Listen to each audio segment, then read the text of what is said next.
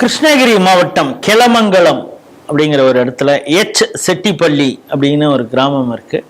அங்கே 20க்கும் மேற்பட்டவங்க கிளம்பி போய் சுவிசேஷத்தை அறிவிக்கிறோம், இதோ வருகிறார், உடனேயே வருகிறார் அப்படின்னு சொல்லி அந்த மதமாற்ற நோட்டீஸ்லாம் கொடுத்துருக்காங்க. இதையெல்லாம் பார்த்து அந்த கிருஷ்ணகிரி, ஓசூர் அந்த பகுதியெல்லாம் கொஞ்சம் இந்துத்துவ அமைப்பு ஸ்ட்ராங்காக இருக்குன்னு எல்லாருக்குமே தெரியும். அந்த அந்த தாக்கம் எல்லா கிராமத்துலையும் இருக்க தானே செய்யும். அவங்க பிடிச்சி கையோட பிடிச்சி எடுத்து ஒப்படைச்சிருக்கிறாங்க. சுத்து போட்டிருக்காங்க அப்படின்னு சொல்லுவாங்கள்ல, கிராம ஸ்டைலில் சொன்னால் அது மாதிரி சுத்து போட்டிருக்காங்க. பிறகு ஸ்டேஷனில் கொண்டு போய் விட்டுருக்காங்க. இது தொடர்ச்சியாக இது ஒரு பக்கம் நடந்துகிட்டு இருக்கு. இந்த அமைப்புகள் போய் அவங்கள தடுத்து கேஸுன்னு ஒரு பக்கம் கொடுக்குறாங்க. ஆனாலும் அவங்க விடாமல் இந்த மதமாற்றத்தில் ஈடுபடுறாங்களே, இதை எப்படி பார்க்குறீங்க? அது ஒரு போதை. நீங்கள் அவங்கள தடுத்து பாருங்க. எங்களுக்கு இயேசு கிறிஸ்து சொல்லியிருக்காரு, நீங்க சுவிசேஷத்தை அறிவிக்க சொல்லியிருக்காரு. உங்களுக்கான தீர்ப்பு நாள் சமீபத்தில் இருக்கு. அதனால நீங்க பரலோகம் போறதுக்கு முன்னாடி நீங்க இதெல்லாம் என்னை பத்தி போய் நீ ஒரு பிரசங்கியாருன்னு சொல்லியிருக்காரு. பிரசங்கம் செய்யறது எங்களுடைய கடமை, ஊழிக்கடமை எங்களுக்கு இருக்கு. அப்படின்னா நீங்க அதை கேட்டீங்கன்னு வச்சுங்களேன், நம்ம சட்டையெல்லாம் கழிச்சிட்டு கீழ்பாக்கு மென்டல் ஹாஸ்பிட்டல் இருக்கலாம் மாதிரி நம்மளுக்கு ஒரு ஃபீலிங் வந்துடும். நம்ம திரும்பி கேட்டோம்னு வச்சுங்க, நீங்க நல்லா கவனிச்சு பாருங்க. அவர் சிவனின் பரம பாதார விந்தங்களை அடைந்தார், மகாவிஷ்ணுவின் பாதங்களை சரணடைந்தார் அப்படின்னு எப்ப சொல்லுவோம்? இறந்து போன யாராவது இறந்து போ. இவன் என்ன சொல்றான்? உங்களை இயேசு அழைக்கிறார், பரலோகம் சமீபத்திலான் இருக்கிறது. முன்னாடிலாம் இந்த கொடைக்கானல், ஊட்டி, பெண்டுல பாத்தீங்கன்னா பரலோகம் சமீபத்தில் இருக்கிறது. அவன் செய்தியை பிடிச்சிட்டு போகும்போது பரலோகம் சமீபத்தில் இருக்கிறது. அதுக்கப்புறம் நீங்க பாத்ரூம்ல கூட சினிமா கோட்டாலாம் எழுதி வச்சிருப்பான். அதில் யாராவது தெரிஞ்சவங்க என்ன கமெண்ட்ல இது பண்ணுங்க, let us not get into that. அந்த மாதிரி இருக்கக்கூடியவங்க. ஆனா நம்ம பாருங்க, பாவங்க முருகன் அவரை அழைச்சி விட்டாருங்க அப்படின்னு சொல்லலாம். சாமிமலை முருகன் அழைச்சிக்கிட்டாருங்க, மாரியம்மன் அழைச்சிக்கிட்டாங்க அப்படின்னாக்கா அந்த ஆள் போயிட்டான் அப்படின்னா. ஆனா இவங்க என்ன சொல்றான்? உங்களை இயேசு அழைக்கிறார். கும்பலா இயேசு எதுக்கிட்ட அழைப்பானே? ஏன் அவருக்கு என்ன இதே கிடையாது? இவங்க அந்த மதத்தை இவங்களே கொச்சப்படுத்துறாங்க. நீங்க ஆன்மீக போர்வேல இவங்க இதை இழிவுபடுத்துறாங்க.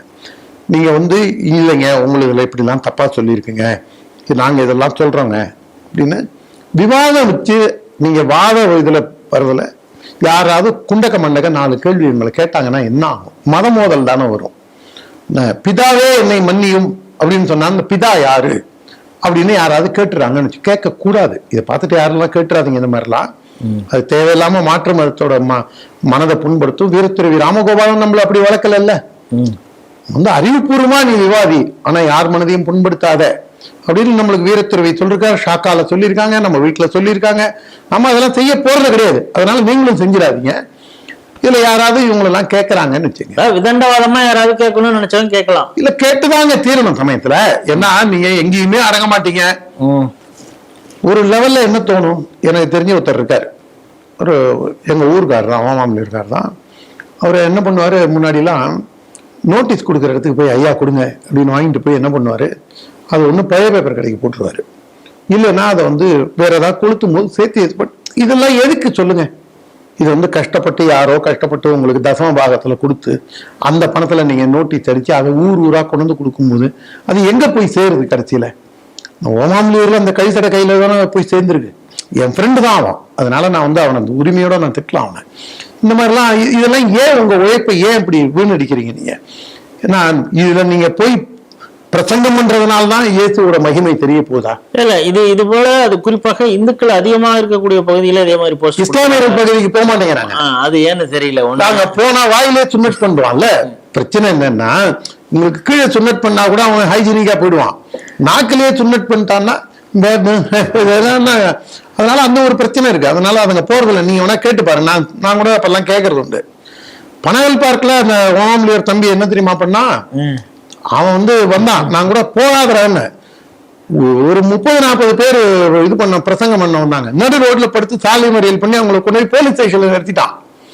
அவன் காவல்துறை அவங்க மேல வழக்கு பதியாம இருக்கணுங்கிறதுக்கு லட்சக்கணக்கில் பணம் சொல்லு. இல்லைன்னா அந்த 40 பேர் ஏர்போர்ட்ல வேலை செஞ்சோம், All India Radio, Trichy airport, இப்படின்னு இருந்த ஒரு இவங்களை கொண்டு போய் ஸ்டேஷன்ல கொண்டு போய் நிறுத்தி வேலையே போயிருந்திருக்கும்.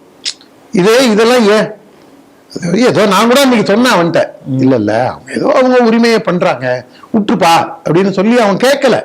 ஆனா என்ன ஆயிடுச்சு கடைசியில, இந்த மாதிரி அங்க கிளமங்கலத்துல எவனோ இருக்கான்னு நினைக்கிறேன், ஒரு பையன், அந்த கொஞ்சம் கீழா பிடிச்ச பையன் இருக்கான் பாத்தீங்களா, அந்த மாதிரி யாரோ ஒருத்தர் கிளமங்கலத்துல இருக்கான். அவனும் என்ன பண்ணிருக்கான், ஸ்டேஷன்ல கொண்டு போய் நிறுத்திட்டான். இப்ப இதுல அரசாங்க வேலைக்கு போனவன் எல்லாம் என்ன ஆகும்? ஆனா போலீஸ் நடவடிக்கை எடுக்க மாட்டேங்கிறாங்களா? அவங்களை கண்டிச்சு மட்டும் இனிமே அப்படி பண்ணாதப்பா. அது பாண்டிபதார் ஸ்டேஷனுக்கு கடைசியில நான் போகும்போது, இப்ப பாலுன்னு இருக்காரு பாருங்க, டிராவல்ஸ் வச்சிருக்காரு பாலு, அப்புறம் அந்த அசோக்னர் ஆர்கே, ஜிகார் கணேசன் எல்லாமும் நான் அந்த ஸ்டேஷன்ல இருக்கும்போது வந்தாங்க. அப்ப என்ன பண்ணிட்டான் அந்த ஓமாமலி இருக்க, என்ன தெரியுமா பண்ணிட்டான், நீங்க நடவடிக்கை எடுக்கல சார் அப்படின்னு கிடுகிடுன்னு சட்டை பேண்ட் எல்லாம் கட்டிட்டு ஜெட்டியோட செல்லுக்குள்ள எல்லாரையும் அனுப்புங்க சார், செல்லுக்குள்ள அனுப்புங்க சாருங்கிறான். இது என்ன அவன் சொல்லுங்க? இது வந்து தேவையில்லாத, இதெல்லாம் ஒரு எராட்டிக்.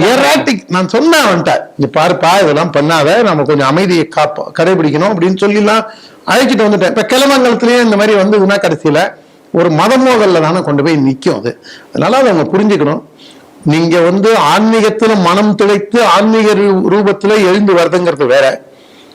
இப்ப அப்படி இந்த குருடர்கள் பார்க்கிறார்கள், முடவர்கள் நடக்கிறார்கள் அப்படின்னா, நான் வீம்புக்கு போய், சார் எனக்கு கொஞ்சம் ஹெல்த் பிரச்சனை இருக்கு சார், நான் ஒன்றும் இல்லை சார், எனக்கு வேர்த்து கொட்டாம நான் ஒரு 200 மீட்டர் நடக்க வைக்கிறதுக்கு ஆண்டவர் எனக்கு அருள் புரிவாரு அப்படின்லாம் போய் நம்ம ஏதாவது பண்ணோம்னா நல்லா இருக்குமா? பைபிள் சண்முகம் தான் பண்ணாரு, என்னுடைய அருமை நண்பர் பைபிள் சண்முகம் பண்ணாரு, பல பேர் இருக்காங்க. அதனால இந்த சமூகம் அமைதியா இருக்கணும் அப்படின்னா மனமாற்றம் தான் வரணுமே தவிர மதமாற்றம் கூடாது. எந்த ரூபத்துல மதமாற்றம் வந்தாலும் அது தடுக்கப்பட வேண்டும். தாய்மதம் திரும்பி வராங்கிறது வேற. அவன் வந்து உண்மையை உணர்ந்து, இதுல ஒரே ஒரு சின்ன உதாரணம் சொல்றேன், இது கொஞ்சம் லெங்க்தியா தான் போகுது, இருந்தாலும் சொல்றேன். 2018-19 வாக்குல மறைந்த கோபிகிருஷ்ணன், விஜயராகுலோட அண்ணன் பையன் கோபிகிருஷ்ணன் வந்து மூத்த மகன் கோபிகிருஷ்ணா, அவங்க தம்பி மகன் சுந்தரகிருஷ்ண யாதவ், இன்னும் 4-5 பேர் வந்து பெரம்பூர்ல ஒரு மாரியம்மன் கோவில் பால் குடத்துக்கு போனாங்க. எல்லாரும் சிலுவை போட்டு, பாதி பேர் சிலுவை போட்டு பால் குடம் எடுத்திருக்காங்க.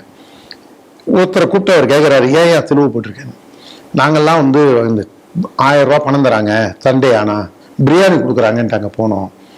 இந்த இது டிமானிட்டைசேஷன் கொண்டு வந்த உடனே அதுக்கப்புறம் அந்த என்ஜிஓஸையும் டைட் பண்ண ஆரம்பிச்சிட்டார் மோடி.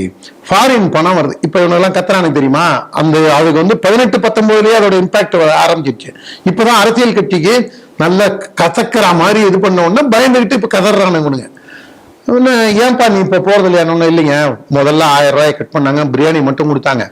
அப்புறம் வந்து வாரத்துல ஒரு நாள் பிரியாணி கொடுத்தாங்க, அப்புறம் மாசத்துல ஒரு நாள் பிரியாணி கொடுத்தாங்க, அதுக்கப்புறம் சாம்பார் சோறும் தயிர் சோறும் கொடுத்தாங்க. இந்த சாம்பார் சோறு தயிர் சோறு நான் ஏன் கோவிலே தின்றுப்பேன்னா, நான் எதுக்கு அங்க வருவானே? இந்த அளவுல தான் இங்க வந்து இவங்களுடைய மதமாற்றங்கள் இருக்கு. இதை கிறிஸ்தவர்கள் உணர்ந்து கொள்ள வேண்டும். அந்த மதத்தை கேவலப்படுத்துவதை இவரை போன்ற நபர்கள் தான்.